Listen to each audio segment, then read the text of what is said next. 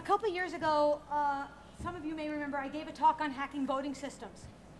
And it was while we were hacking the voting systems that we came across a question for which we just didn't have an answer. And the question is, if these voting systems are such crap, and they're so easy to exploit, everywhere you throw a dart, there's another exploitable vulnerability. Why is it that there hasn't been a single documented case of voter fraud because somebody has exploited one of these vulnerabilities? There isn't one case, and we looked. So we started thinking about this because this isn't right. It's not like US elections don't matter.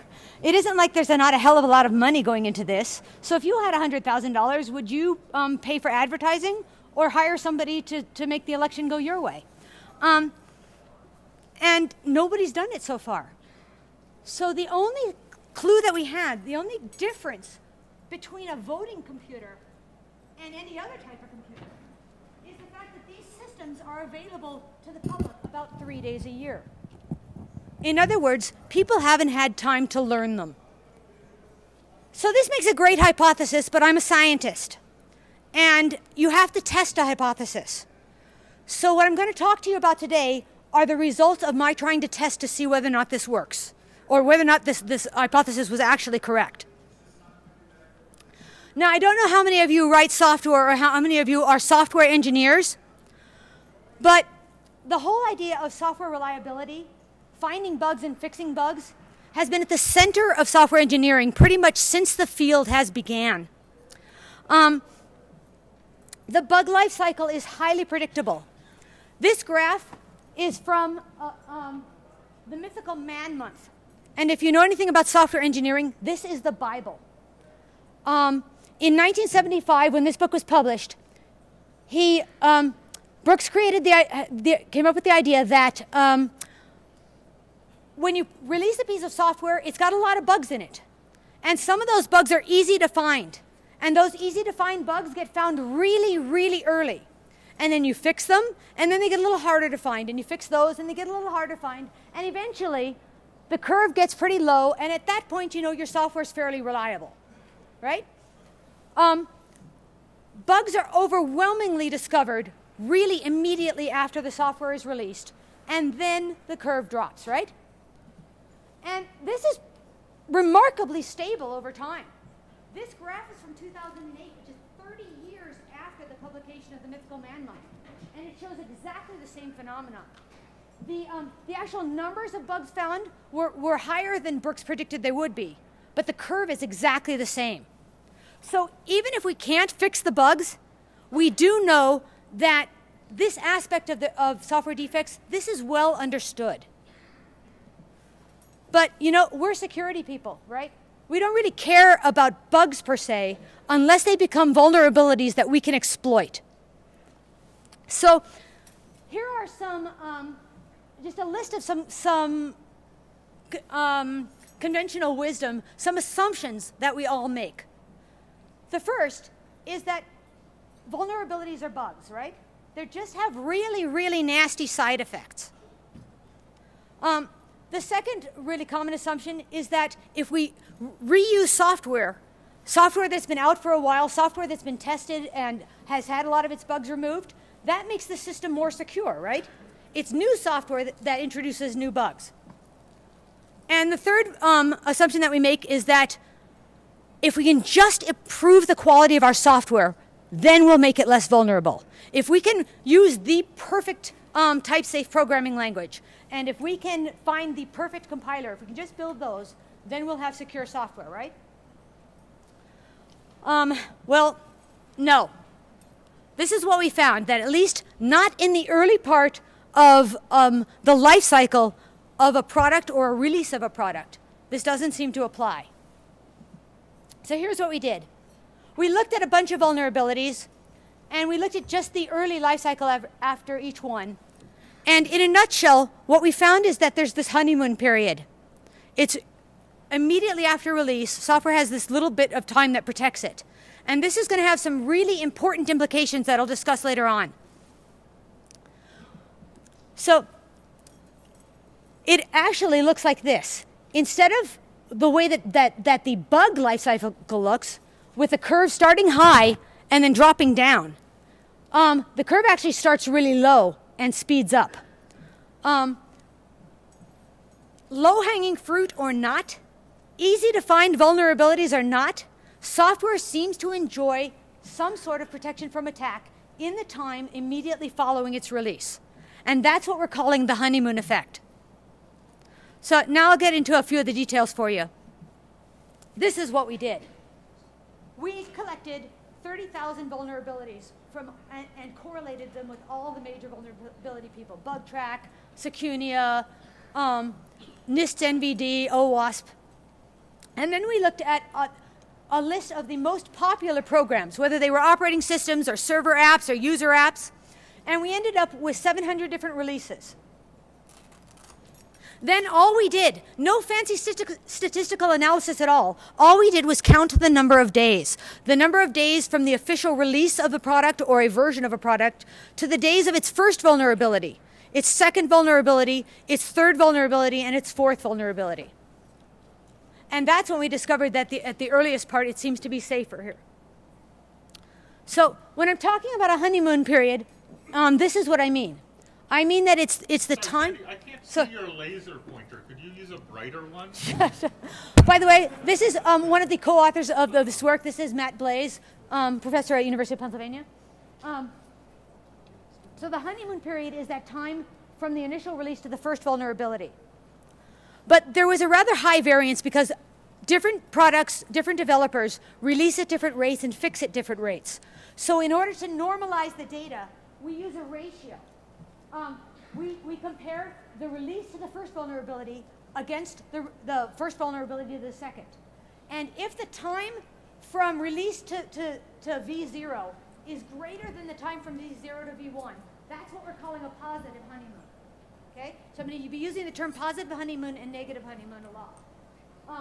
If the honeymoon period is shorter than the time from V0 to V1, that's a negative honeymoon. Okay? Now, it's also important to realize that we're not comparing version 1 against version 1.5. We're only looking at the vulnerabilities within version 1 and comparing them against each other, and we're only looking at within version 1.5 against each other. Each release is looked at independently of the other. And this is important because of software quality issues. So here's what we discovered. In 62% of the releases we looked at, the honeymoons are positive. That means it takes longer to find the first vulnerability than it takes to find the second. This is exactly opposite of what is true for software reliability. And not only that, the time it takes to find that first vulnerability, the median number of days was 110. That's a long time. And not only does it take longer to find the first one to the second, but it is almost twice as long. The median overall honeymoon ratio is 1.54. That means it takes almost twice as long to find the first vulnerability as it does to find the second. Okay, so there's a honeymoon effect. Big deal, what does it mean? Well, at first we thought that this was a result of software getting better.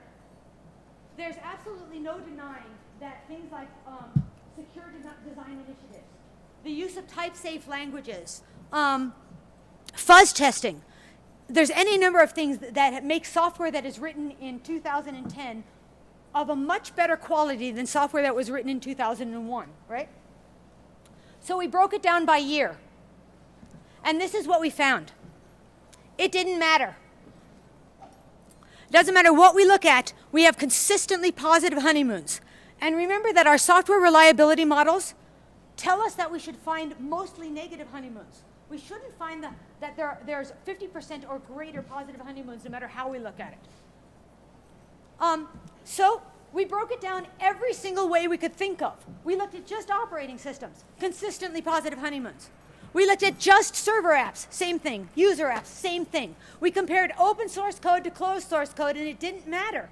It takes longer to find the first vulnerability than it takes to find the second vulnerability. So just for a second, let's consider the implications of this. The fact is, every software release is likely to enjoy a honeymoon from attack in the period immediately after it's released, even though not a single one of the bugs that it's ever going to have been fixed yet. This is contrary to our expectations based on what we know about bugs. We'd expect that the newly released software is at its weakest. Every single bug it's ever going to have, even the easy ones, even the low-hanging fruit, are still there. Yet it's precisely at this time, precisely when it's at its weakest, that it's least likely to have an exploit discovered. Okay, so this got us a bit confused. And we tried to figure out why. And what we discovered is this. Software has properties that are intrinsic to it and properties that are extrinsic to it. Intrinsic properties are the things that make a difference to software quality. They are how the initial product is designed, what type of language you choose to write it in. The skill of the programmer is important to the intrinsic properties of the software. But they're not important to whether or not it's vulnerable. That is related to the extrinsic properties, the things that the programmers and the developers themselves cannot control. And the extrinsic properties are legion. They're everything from the operating system it's running on, from the network interfaces, from what other applications or products are running on the system at the time. They have to do with the black market and the economics. What does a vulnerability for this particular product sell for? There's so many of them we don't know what they are, and we don't know how to measure them. But we do know that a lot of these extrinsic properties are growing at a rate faster that we can measure. Things are getting worse. So if most of these extrinsic properties were responsible for the honeymoon period, we'd see the honeymoon period drop to 0 because they are getting worse. But the honeymoon period is still consistently at 50% or greater. So most of the properties that are extrinsic to whether or not your software is going to be exploited don't matter to the honeymoon period at all. What does matter? We got our first clue when we compared major releases to minor releases. Major releases of a product are intended to sell a new product. They contain the most new features. They have the most new code. This is the primary difference because minor releases, excuse me, I need a drink. Minor releases are mostly bug fixes. And while they do occur with a lot more frequency than major releases, they don't have nearly as much new code. This implies that there's some sort of learning curve going on here.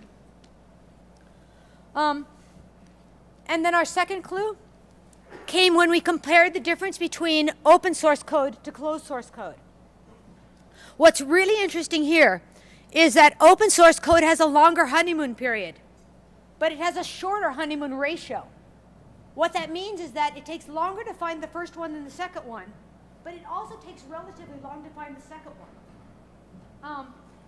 And what that seems to imply is that when it comes to attacking open source code, the attackers are not climbing the learning curve quite as quickly. And we think this is because open source code releases versions much more rapidly. And they're changing the code more rapidly. But we're not sure about that, and we're going to be running some other tests to see what we can find. But this is our hypothesis. This is what we think is affecting the voting machines. That there's an attacker learning curve. And that it takes, the longer it takes the attacker to climb your learning curve, the longer you've got. That's your honeymoon. So the reason we think there's a learning curve is because, and the reason we think that the rate speeds up after the first vulnerability is found, is because that the knowledge gained from attacking something and successfully weaponizing an exploit allows you to build a set of tools that you can reuse. It allows you to find vulnerabilities that are similar without expending nearly as much resources. And we think there may also be something like a blood in the water effect going on here. If someone announces that they found an exploit in product Z, everybody else starts looking at product Z because they want to find an exploit there too. And so that's what we think that's going on. So the last convincing piece of evidence that we got that made us think that the honeymoon effect is the learning curve came when we realized that that very first vulnerability, the one that destroys your honeymoon, there's actually two types of these. And most people forget this. And I'm not sure that this is even an area that people pay much attention to. But we, as engineers, as coders, as developers, tend to believe that we introduce new bugs with new code. We're human, we write buggy code, we know that. So we expect that every time we write something new, there's going to be problems with it, and then we'll fix them, and then it will be okay. So that a code that, or a bug that is introduced in a new piece of code, that's what we're calling a progressive. But the second kind of vulnerability, that can be the very first vulnerability in a brand new release of a product, is something that we're calling a regressive vulnerability. That is, the product, maybe the product's at version 4, and a new vulnerability is found, but it also affects version 3, and version 2, and version 1. That means that the software that introduced that bug existed in version 1, but the bug itself lay dormant until it was discovered in version 4. We call this regressive.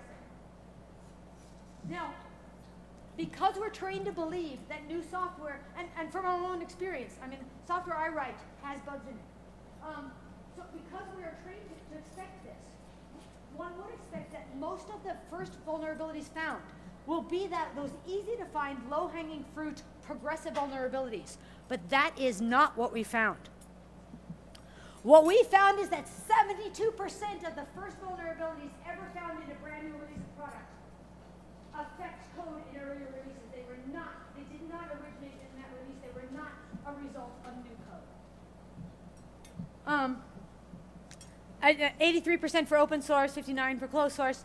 And what's really interesting is there's still a positive honeymoon. They may have been introduced in 3 versions or 10 versions before, but they still take longer to find than the vulnerability after them. So I think what I want to say here is new code is better than old code, even if it's crap. Even if it introduces new vulnerabilities, you get a grace period, a safety period. And you get a significantly long, twice as long honeymoon period, the more new code you can get. So, new code is a driver. It forces attackers to relearn your system. It makes their tools no longer work. It makes them expend resources. It costs them time. It costs them money. It's exactly what you need to do to up your side of the arms race. So, early on in a product, extrinsic properties matter more than the quality of the software itself. And more importantly, the discovery of a new vulnerability appears to depend on how familiar the attacker is with the product. Software, even weak software, even insecure programs are protected by this learning curve. And for our sake, what does that mean? It means that vulnerabilities are not the same as bugs. And you know why they're not the same? Because their extrinsic properties are different. The extrinsic properties of a software bug are static. They are fixed at the time of the software release. It needs this operating system, it needs this much RAM, it needs this CPU. They are so well defined and well understood that they are printed on the box when you buy the software. The extrinsic properties that relate to vulnerabilities, I don't even know what they are yet. They are not well defined. Hell, they are not well understood. The security community hasn't even delineated all of them yet. All we do is say, we know this is a problem, we know this is a problem, we know this is a problem, but we don't know what they are yet. How do we measure them? So what makes the honeymoon effect important, and this is why I'm glad you're here today, is because we need to develop a way to tell people, here's where you are in the vulnerability life cycle. Here's what you can expect, and here's how you can protect yourself. In other words, we need metrics. If I don't know if you know, Matt Blaze wrote a paper on safecracking for the computer scientists. When he goes and buys safes, and our lab is full of them, we know that when they have a particular UL rating for 30 minutes, that safe is secure against all the extrinsic properties that can crack a safe, from an arc torch to hammer and chisel to acid to whatever you can put on it. I know that if it's got a UL 30 rating, it is safe from attack for 30 minutes. So I make my security by having my guard walk around every 29. We don't have those kind of metrics for software yet, and that's what we think the honeymoon effect might help us develop. Recognizing that this honeymoon effect is a result of familiarity means that okay, what can we do to increase the attacker learning curve? The best possible thing to do would be to rewrite your code every 3 months. The minute you ship it, throw it all out and start over from scratch. Okay, that is not going to happen. But we can do other things. How about some form of code obfuscation? There are definitely problems with that, but it does seem to work for QMail. And QMail, as far as I know, has no publicly released exploitable vulnerabilities. There are also things like dynamic execution. Go ahead, Matt. So I just want to point out the implications of Sandy's research, which I'm enormously proud of, you know, in terms of the so what. Wow. Essentially, the message of what we looked at from the data. And, you know, we can't explain why this is true, but I want to emphasize the single point here is that everything taught in software engineering school, when you go to software engineering school, you know, the first thing they tell you is code reuse is good. Reuse your code. Bugs are bad. And what we've discovered is that in practice, the software engineering wisdom actually makes software less secure. It's that code reuse and emphasis on the bug life cycle that actually pushes the vulnerabilities out in front in new releases. So essentially, the so what that isn't on Sandy's slide is we have to rethink the way we teach software engineering for security purposes. The basic precepts of that field seem not to be working at all for security. So sorry for that interjection. That's Save your voice for a my second. advisor. I'm proud. Anyway, so the other thing that we can do, we've got to develop some technique that builds into software anything that can increase the attacker's learning curve. I've been looking at research into dynamic execution, and I think that looks interesting. Can you make functionally the same and but executionally different binaries? That's a possibility. What I'm also looking at now is adaptability rates, and I hope to have a paper coming out on this in a week or two, a position paper on so that if you're the defender, how fast you need to release your changes in order to stay ahead of the game. So look for that soon. At this point, I'm going to turn the time over to Renderman. He's been looking at things from the attacker side, and he's got some interesting ideas and examples of what he thinks are practical demonstrations of the honeymoon in action. So we're going to switch here. All right. Well, first thing, I have to switch my hat here. I owe Scott Moulton a favor, so I said I'd wear his hat during the talk.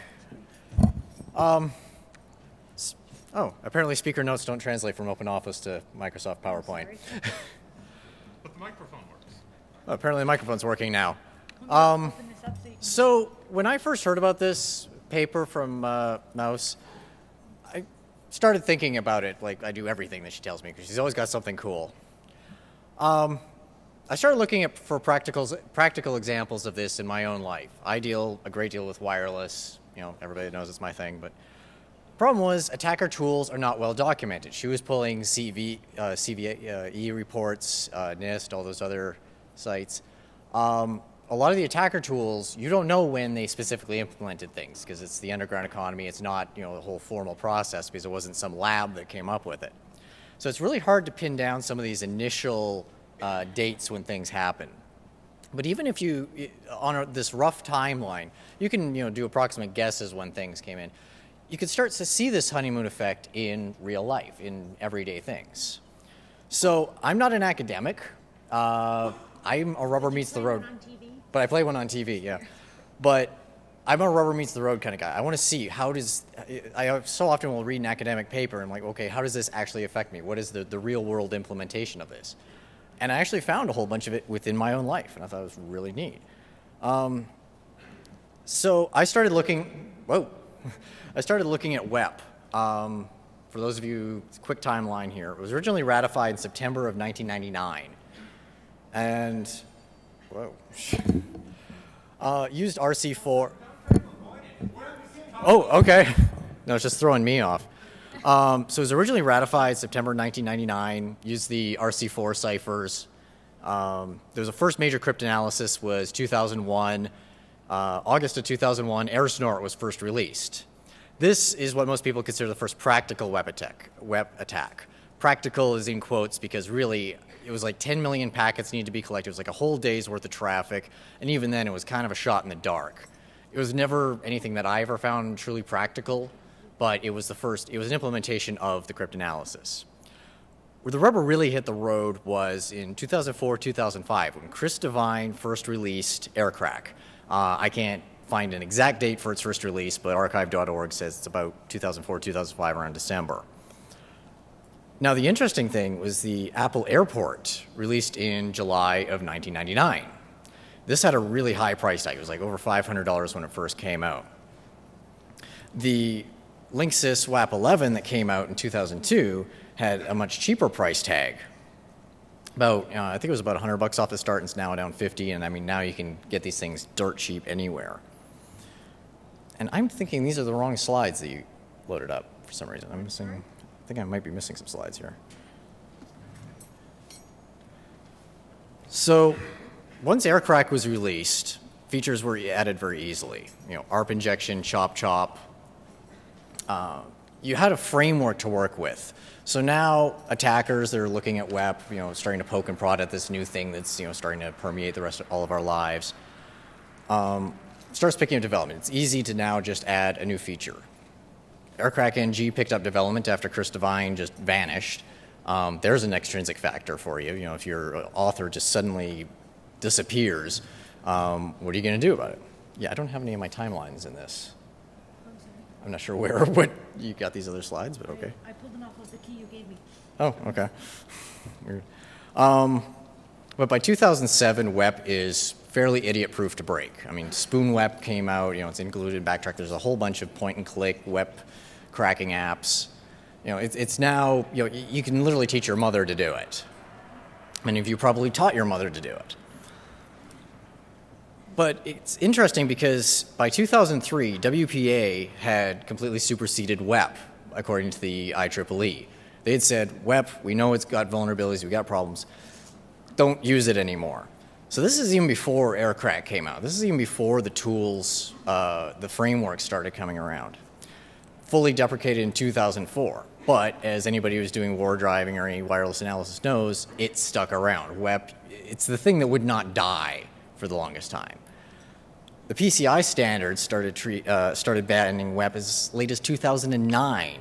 So you've got this almost 5-year gap between when vulnerabilities were found and when it was finally dealt with within industry, and somebody was saying, you must change out this protocol or else you can't, you know, process payment cards. TJX was the exploitation that just kept on giving for guys in the wireless community. It was initially penetrated in March of 2005. This is actually just after AirCrack came out, but this is long after there was initial problems being shown. They didn't start their conversion until almost 6 months later in October.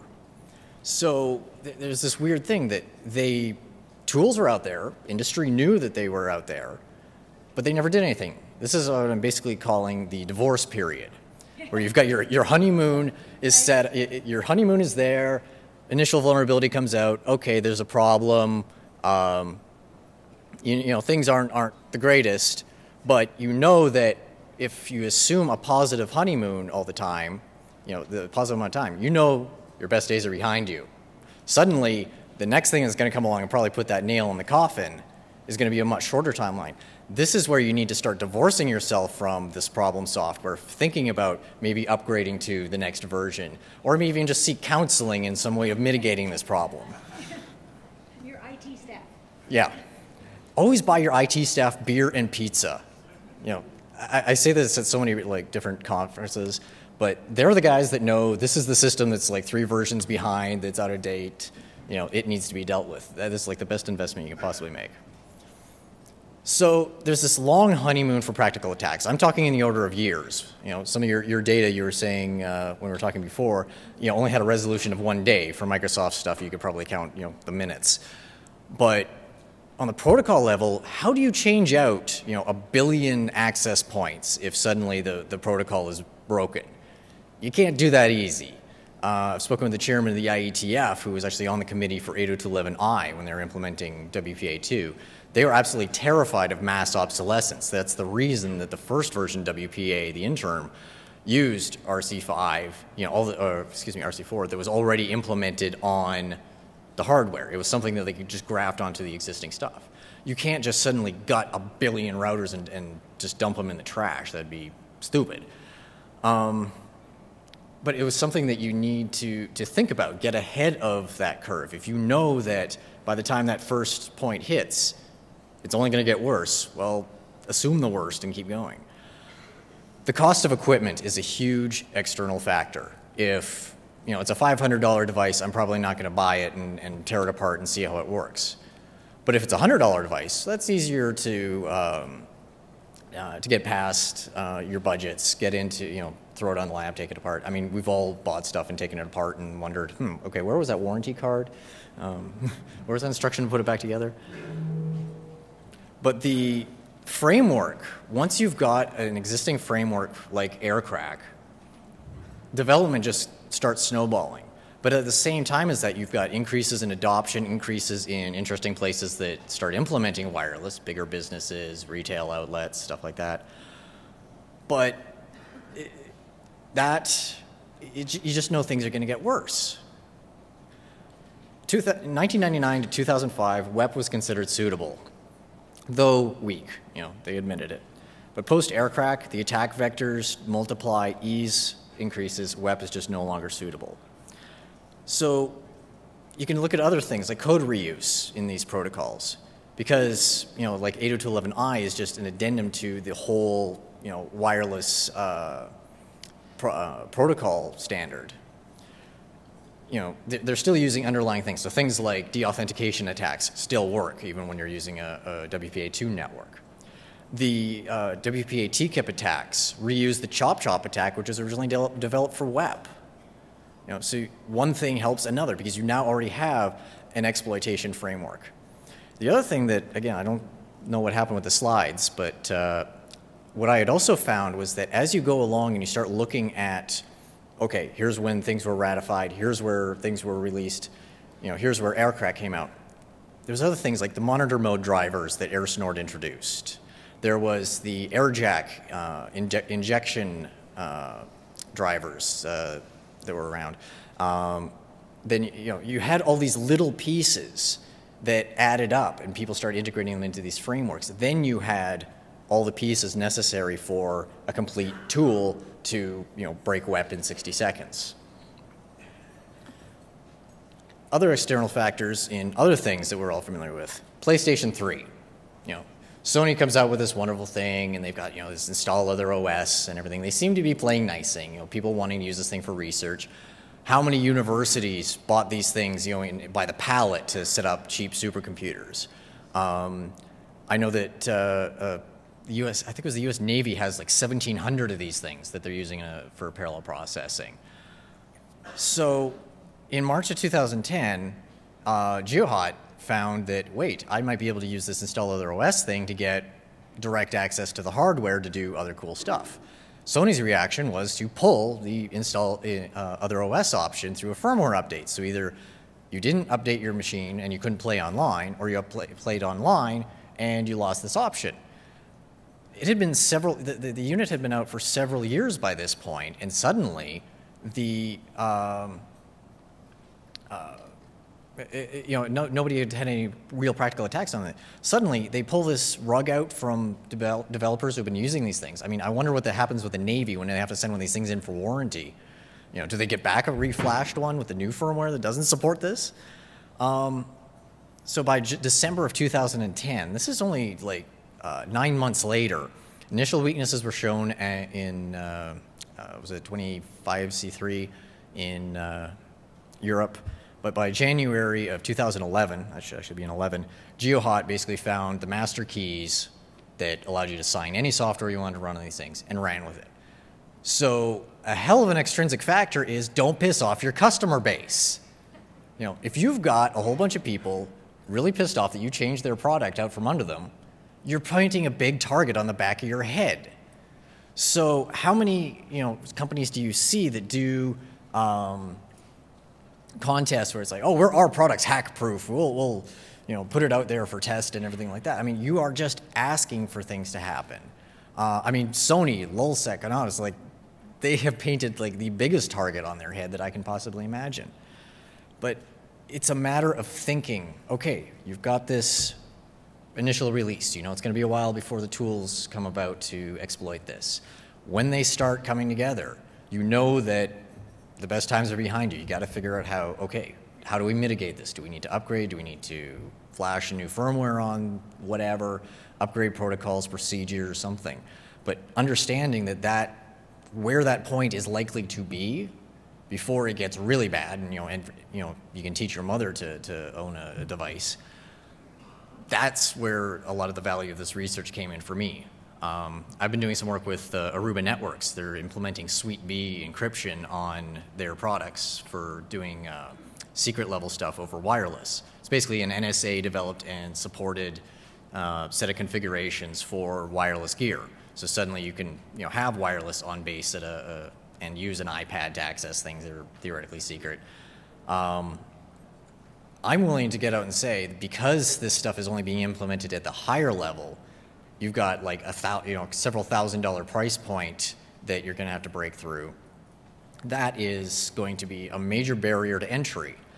So for several years, X years, you're going to have no major attacks against this.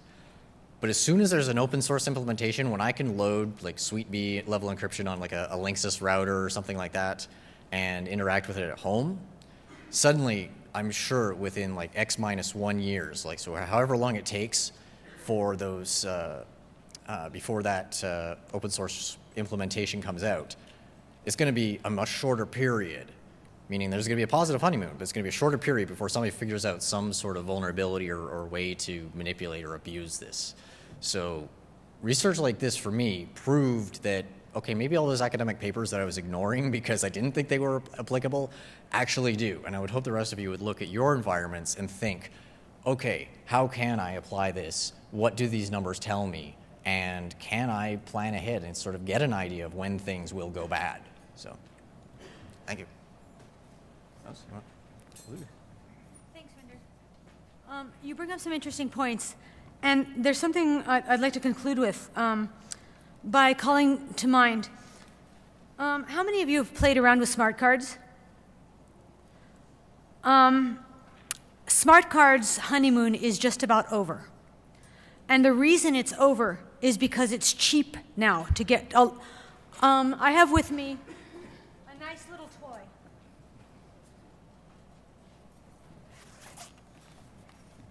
I have a 16-channel logic analyzer right here that I can plug all sorts of wonderful little wires into and stick the rest of them onto whatever device, whatever bus I'm trying to snoop. And suddenly, I have complete access to communication. I'm a grad student, and I can afford this. I'm a drunk hacker, and I can afford that. Now that hardware tools are cheap enough, hardware's honeymoon is over. No one can rely on cost or obscurity anymore. The entire economic environment, ecology, if you want to think about it in a biological term, has changed. It's no longer disgruntled teenagers in their parents' basements. It's highly financed, organized crime. It's nation states training up their children to be tools or to be weapons or to know how to use the tools and weapons. And that changes the honeymoon as well. And these are extrinsic to the quality of anything, whether it's hardware, firmware, or software. And that's a scary, that keeps me awake at night because I don't know how to solve this problem yet. What I'm hoping that you'll take away from this is that we have to, the way that we fix software now is broken. We cannot rely on the patch and pray cycle anymore.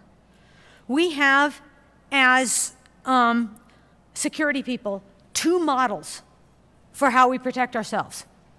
We use the Center for Disease Control model, which is that you inoculate yourself against everything that you know that's out there, and then you stick yourself out there and you wait to be attacked. And then when you do, you clean yourself off and you go into detox for a while, and you do it again. And the only other model that we've got is the military model, which is the castle and moat. You dig a huge moat around yourself and you put up really high walls, and you carefully control the ingress and you carefully control the egress, and you stick yourself out there and you wait until you're attacked. And that's it. We can't do that anymore. We're losing this arms race. Every piece of research that I could find, whether from anybody from Symantec to Security, anyone that, to OWASP, to Brian Krebs, to anyone that watches vulnerabilities and that watches exploits and that watches the marketplace, the attackers are winning this game. And it's because we patch our software and we fix our hardware the same way we fix our bugs. And we're not learning from that, and that's what we're going to have to change. So I really appreciate your attention, and I'll take any questions. So, thank you.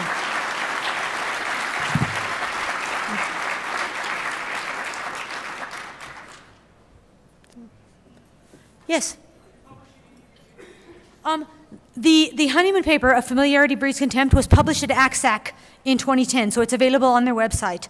The position paper about adaptability should be out on crypto.com within about 2 weeks.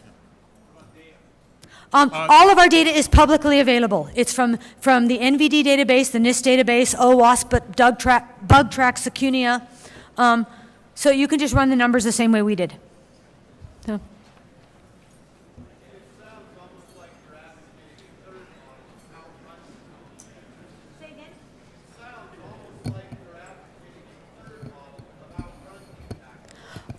In a way I am, or at least run as fast as they do. So his comment was, it sounded like we're advocating a third model, which is to outrun the attacker.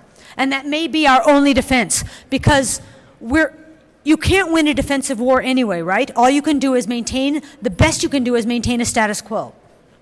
So, or at least stay inside your enemy's OODA loop, if any of you are military people and know that term. So, well, thank you very much.